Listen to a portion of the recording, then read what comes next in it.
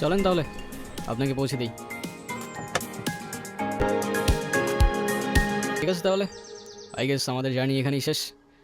আপনাকে রাস্তায় অনেক সময় অনেক কথা বলে ফেলছি, কিছু মনে করেন না। আরে ধুর, কি বলতেছেন? আমিই তো উল্টা আপনার ঝামেলা বাড়ালাম।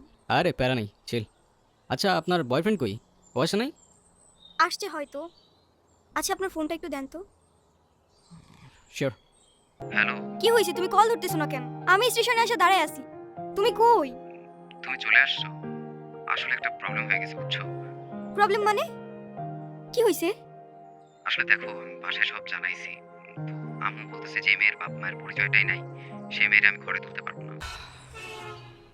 বলছিলাম না, আজকাল মানুষের 2 দিনে ভালোবাসা হয়, 3 দিনে পালাই গিয়ে 4 দিনে ডিভোর্স হয়ে যায়। আপনার তো তাও ভাগ্য ভালো, আগেই কাহিনী শেষ।